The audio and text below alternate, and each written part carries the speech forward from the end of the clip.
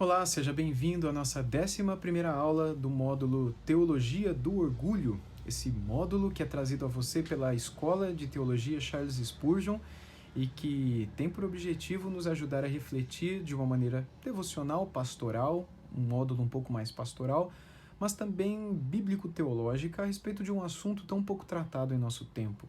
O que é o orgulho e por que ele é tão sério e grave e por que nós devemos dar atenção a ele se queremos conhecer o nosso próprio coração e viver bem com o Senhor nosso Deus.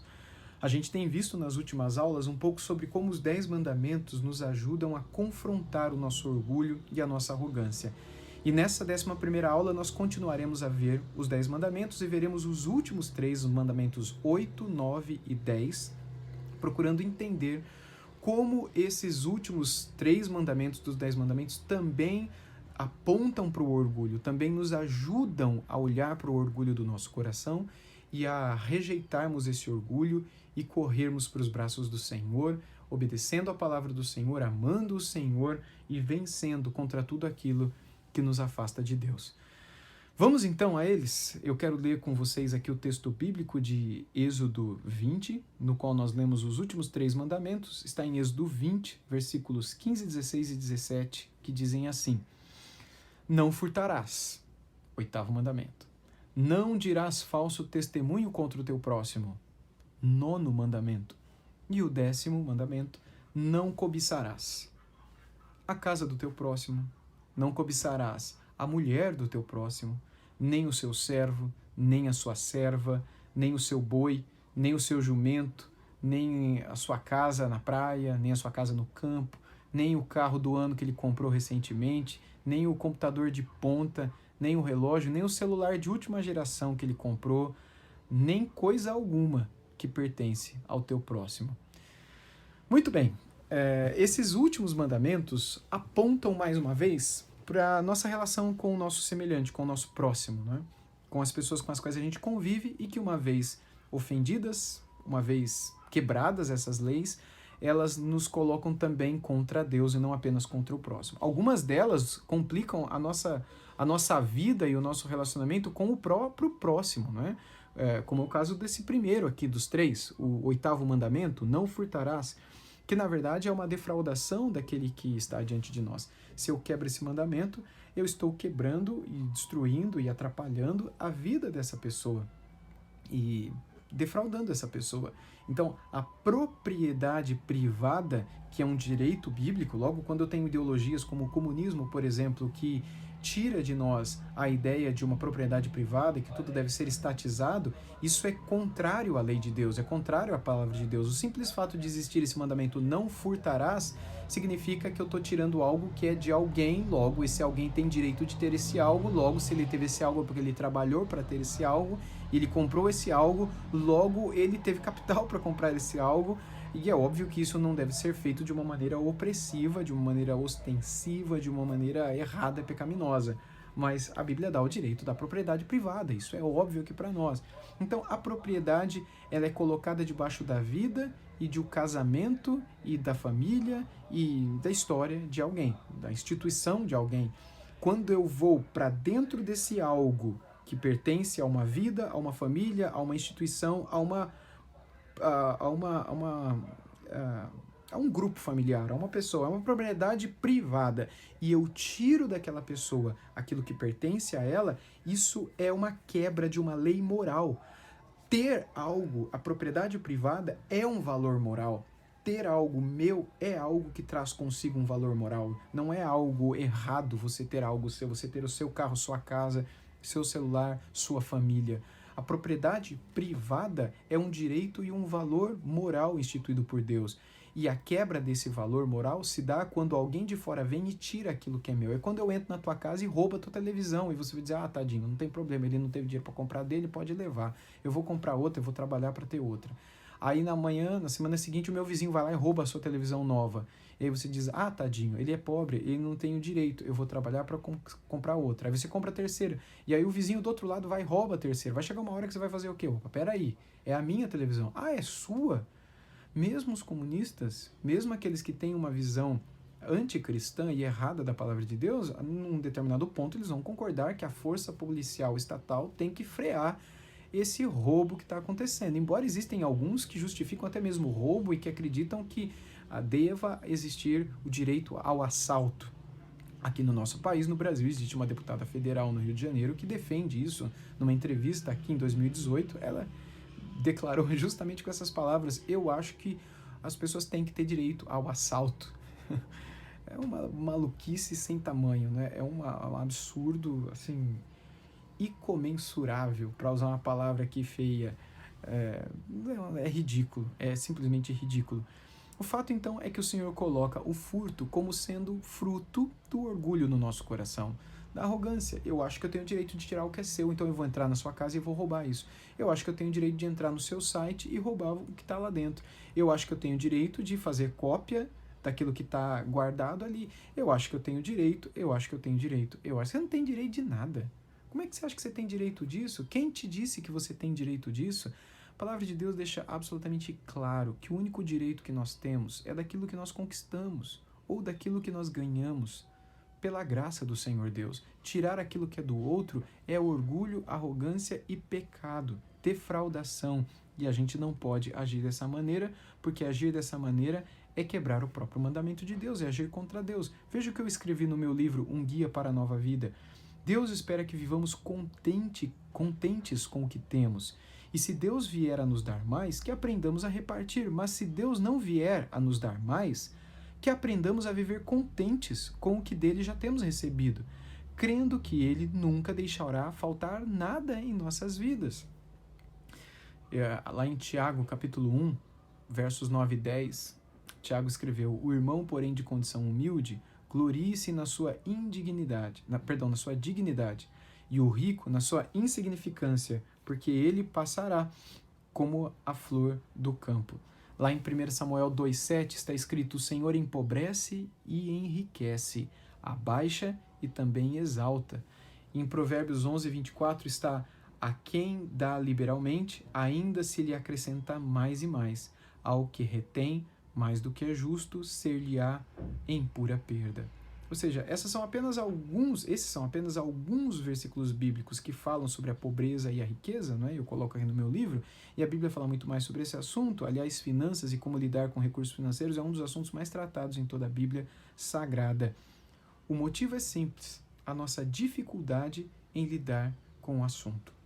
E também a nossa rapidez em colocar o dinheiro e os bens e a propriedade e o capital em si, o tesouro, como deuses em lugar de Deus em nossas vidas. É por isso, para que não coloquemos os bens no lugar de Deus, que o mandamento vem a nós: não furtarás.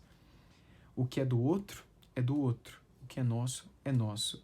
Se Deus deu ao próximo, não tire dele, porque isso desonraria o próprio Deus. Se alguém furta você, descanse nas mãos de Deus, pois aquele que deu é poderoso para restituir e cuidar de você. Mateus 6:19-21, Provérbios 30:8. Portanto, quando o Senhor nos ensina a não roubar, é tudo isso que está por trás desse mandamento. Se você quebra esse mandamento e rouba na tua empresa, rouba o governo, rouba a tua família, rouba quem quer que seja, é o orgulho que nos leva a isso. E a gente tem que cuidar do nosso coração para que ele não prejudique não só essas pessoas todas que eu mencionei aqui, mas a nossa própria vida com Deus. O 9º mandamento é: não darás falso testemunho ou dirás falso testemunho contra o teu próximo. Muitas pessoas acabam mudando aqui e elas dizem simplesmente: não mentirás. E aqui a gente tem que refletir: será que a mentira é o falso testemunho? Será que o não dar falso testemunho é a mentira sobre a qual o Senhor Deus fala aqui com Moisés? Então vamos tentar entender um pouco isso, né? O falso testemunho, sim, está ligado à mentira, mas nem toda mentira está ligada ao falso testemunho. O falso testemunho, ele está principalmente ligado ao ambiente jurídico daquela época. Quando uma pessoa estava no tribunal e ela tinha que dar testemunho do que ela viu ou do que ela ouviu falar a respeito de alguém. A pessoa cometeu um crime, a pessoa defraudou alguém, a pessoa traiu a pessoa matou, etc. E o que você sabe sobre isso? Você é testemunha no caso. Então você vai e dá um falso testemunho para prejudicar aquela pessoa. É disso que o texto está tratando. Esse falso testemunho em tribunal vai ser uma mentira. Mas nem toda mentira é um falso testemunho. Por exemplo, você chega na sua casa, teu pai e tua mãe perguntam para você: onde é que você estava até agora?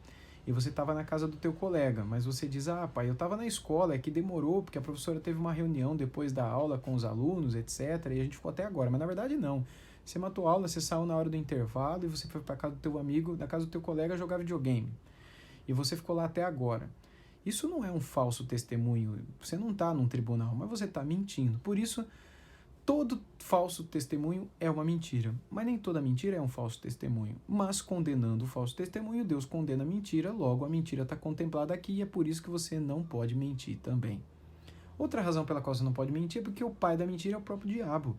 E quando você mente, você está se parecendo, se associando, se assemelhando com aquele que é o pai de toda mentira, de todo engano. Lá em João, no capítulo 8, versículo 44, a gente lê assim: vós sois do diabo, que é o vosso pai. Jesus está falando isso para os fariseus e escribas que o ouviam, não é? E quereis satisfazer-lhe os desejos. Ele foi homicida desde o princípio e jamais se firmou na verdade, porque nele não existe verdade. Quando ele profere mentira, ele fala do que lhe é próprio, porque é mentiroso e é o pai da mentira. Ou seja, a mentira claramente é condenada pelo Senhor Jesus. E esteja você em um tribunal dando um falso testemunho ou contando de uma maneira falsa aquilo que você ouviu, seja numa mentira para o teu pai, para tua mãe, para o teu marido, para tua esposa, ou mesmo para os teus filhos, é mentira.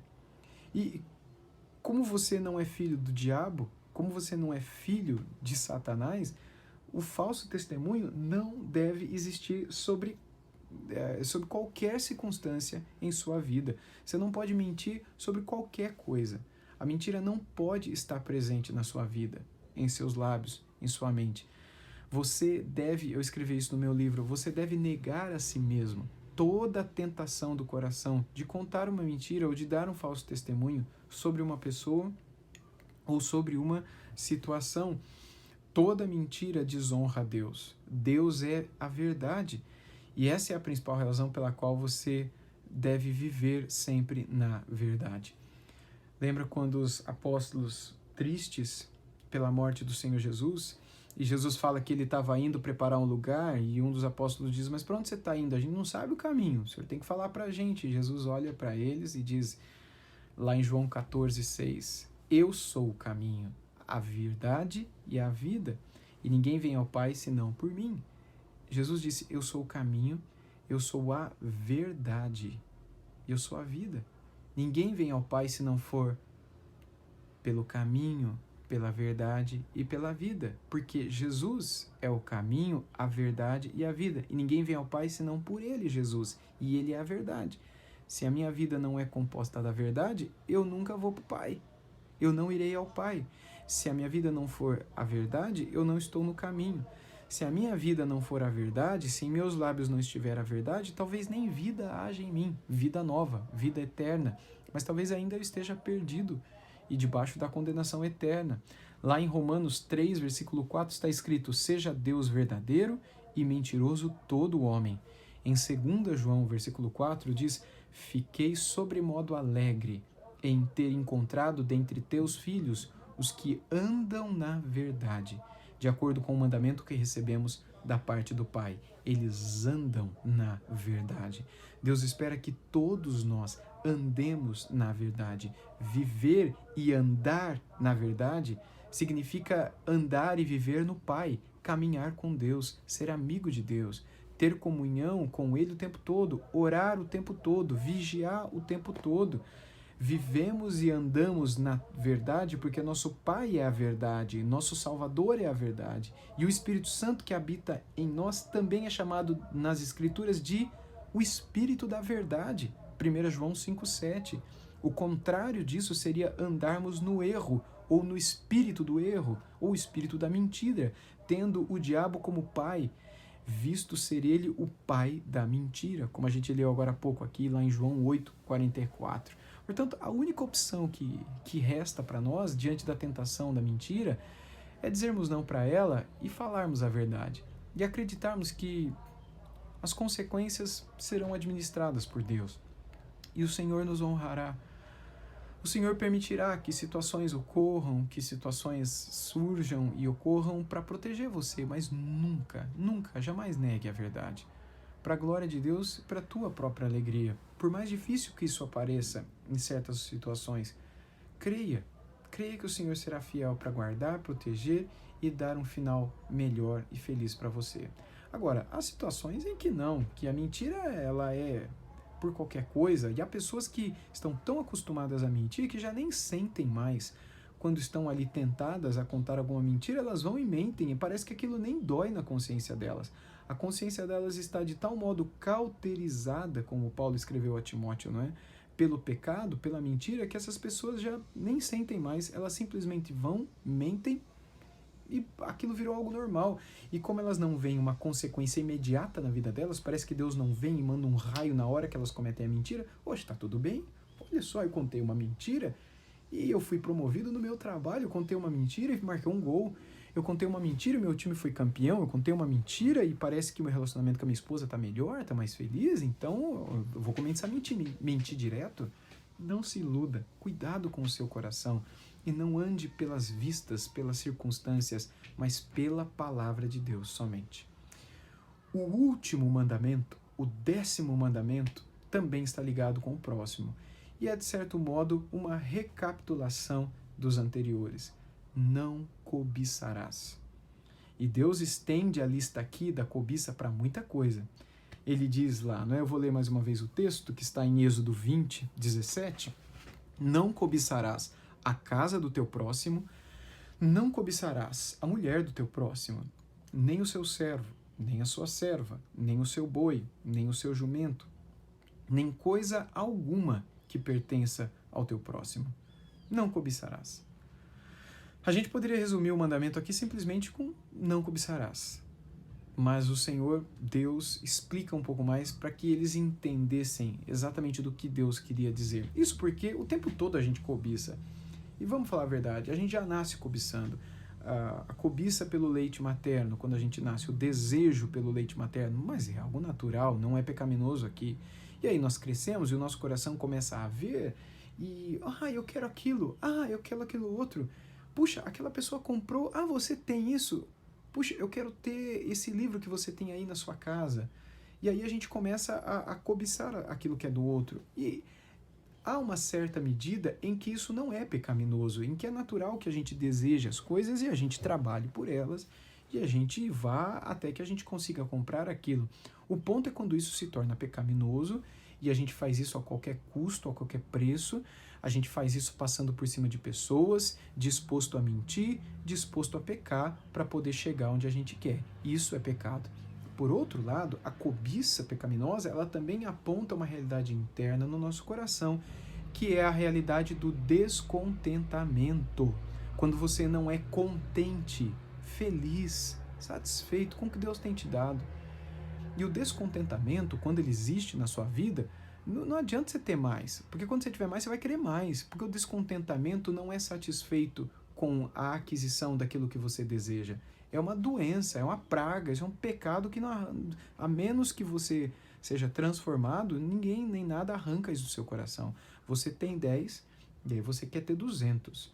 E aí quando você tem 200, você acha que você vai ficar feliz? Aí agora você quer ter 1000. E aí você se mata e você tem 1000, mas agora você tem aquele colega que tem 10.000. Aí agora você quer ter os 10.000.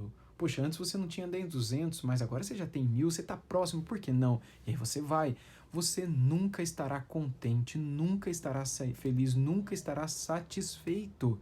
E é contra o descontentamento que esse mandamento é apresentado. O não cobiçarás é uma maneira de nós olharmos para o que Deus já nos deu e sermos gratos e dizermos, Deus, muito obrigado. Eu não tenho tudo que eu gostaria, mas eu tenho tudo que eu tenho, tudo que o Senhor deu. E se eu for parar para pensar, eu tenho mais do que muita gente tem. E eu vou parar para pensar, se eu for parar para pensar, eu vou encontrar muita gente que tem menos do que eu. Você não consegue pensar um monte de gente que tem menos que você? Talvez você seja alguém de condição humilde. Talvez você seja alguém que, aos seus olhos, você diz, olha a minha casa, é tão simples, tão humilde. Eu não sou rico, eu não sou nem classe média, eu sou uma pessoa pobre. O meu carro, eu nem tenho carro, eu não tenho nem veículo, eu tenho uma bicicleta velha que precisa ser arrumada, preciso trocar o pneu, preciso consertar o aro, tá sem o freio, tá falhando, preciso comprar a pastilha do freio, mas não tenho nem dinheiro nem para reformar minha bicicleta. Mas você tem uma bicicleta, você tem uma casa. Há pessoas que moram na rua, há pessoas que não têm absolutamente nada. E o ponto do texto aqui é simplesmente esse: olhe para o que você tem e agradeça. Aprenda a ser grato. Lembre-se de momentos em que você não tinha nem isso que hoje você tem e ore a Deus para que Ele te dê. Se você deseja ter o carro que o outro tem, a casa que o outro tem, o boi, o jumento, a serva, o servo, a família que o outro tem, ora, é óbvio, se você não tem família, se você é casado e está querendo ter a esposa do outro, não ora por isso, que eu não estou te ensinando a orar por isso, você está entendendo, né? Seria pecado. Mas ore. Se você, por coisas legítimas, ore. Diga, Deus, eu gostaria de ter dinheiro para arrumar minha bicicleta. Se o Senhor puder me dar uma moto ou um carro, Senhor, para cuidar da minha família e não pegar mais chuva e poder servir melhor minha família, até abençoar, dar carona para os irmãos da igreja e servir o Senhor. Eu quero servir o Senhor. Se o Senhor me der mais, eu vou abençoar a vida dos outros. Não acho que eu vou ter esse mais para poder gastar só comigo ou curtir só comigo. Se o Senhor me der mais, eu vou dividir com os outros. Se o Senhor me der mais dinheiro, eu vou abençoar a vida de missionários, vou servir. Se é sincero o teu desejo, ore, coloque nas mãos de Deus. Mas não fique descontente, chateado se Deus não te der. Ore e aguarde. Se Deus te der, o louve. Se Ele não te der, o louve. Se Ele te abençoar e te prosperar, glorifique a Deus. Mas se Ele não te prosperar, glorifique a Deus da mesma maneira, porque Ele deseja ser glorificado e magnificado em nossos lábios em todas as ocasiões. Eu quero ler também para você o que eu escrevi no meu livro a respeito desse trechinho dos mandamentos. É a última vez que eu vou estar fazendo menção desse livro, nesse módulo. E lá eu digo o seguinte: o último dos 10 mandamentos tem a ver com o contentamento, com estar feliz com o que Deus tem dado a você. Deus é o dono e o Senhor da sua vida. Assim, seja grato e viva para a glória dele. No entanto, o coração humano é sempre insatisfeito e cheio de esperança de que possa obter um pouco mais.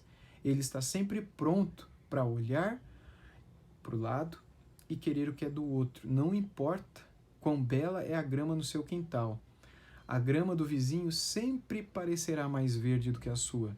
Assim é o coração humano, sempre pronto a cobiçar o que é do outro, insatisfeito com o que Deus lhe dá. O mandamento da cobiça vem para nos proteger da nossa insatisfação e murmuração.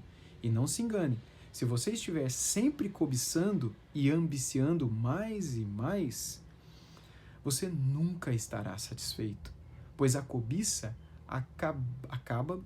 acabará virando um vício dentro de você, insaciável. É aquele lance do descontentamento que eu expliquei para você há pouco, né? Você sempre desejará mais e mais e nunca dará graças a Deus pelo que você tem. Tiago 4, 1-3. O que é do outro é do outro.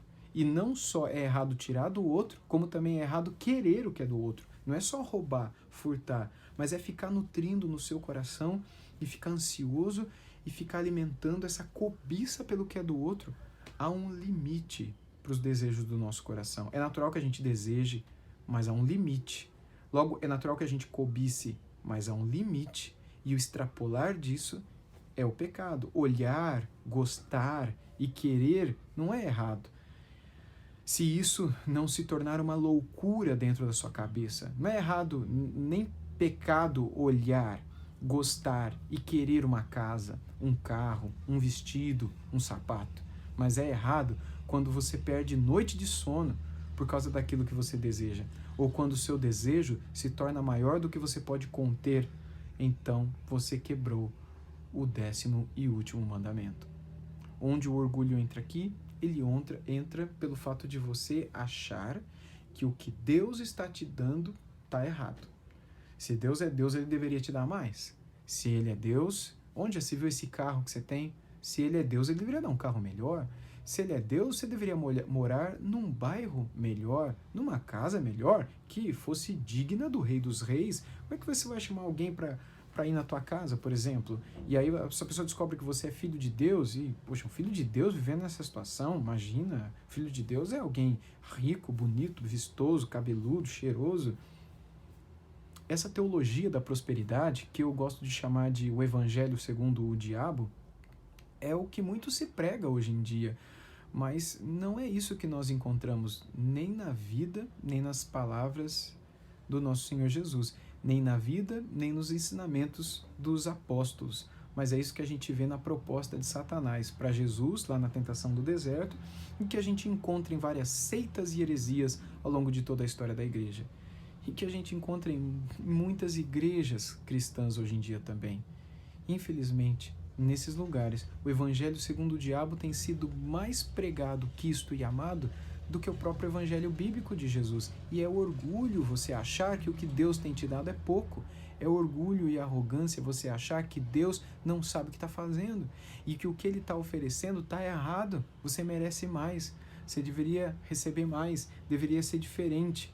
A conclusão que a gente chega, não é, é que é falta de amor por Deus e falta de amor pelo próximo essa atitude. Hoje ninguém cobiça mais o boi, né? Nem o jumento, como ele coloca aqui. Hoje a gente não tem mais servos e servas, escravos e escravas, pessoas que são meio que nossa propriedade e que trabalham na nossa casa. Graças a Deus isso não existe mais. Mas hoje a gente ainda é tentado a cobiçar o marido, a esposa, os filhos dos outros, os pais dos outros. Ah, como eu queria que meu pai fosse que nem ele. E aquilo fica no seu coração.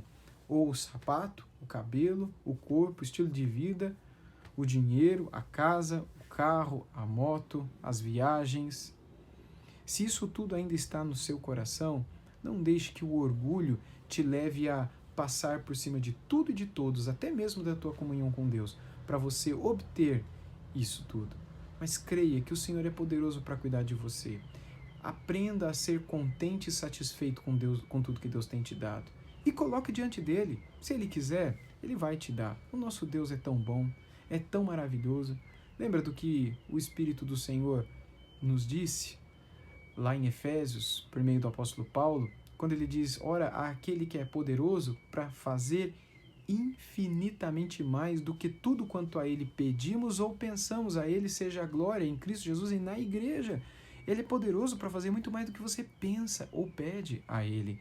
Mas enquanto ele não fizer, agradeça o que você já tem, seja contente, não cobice, não dê falso testemunho, não mate, não roube, não furte, não desobedeça seu pai e sua mãe, não deixe de guardar um dia por semana, não use o nome dele em vão, não preste cultos em louvor a outros que não seja o próprio Deus, não tenha outros deuses diante do Senhor, o nosso Deus. Não seja, nem viva, nem faça aquilo que o seu coração quiser, mas entregue-se a Ele sempre, porque só assim você conseguirá vencer o orgulho natural em nossos corações. E só assim a gente vai ser feliz de verdade. Que Deus nos ajude e até a nossa próxima aula.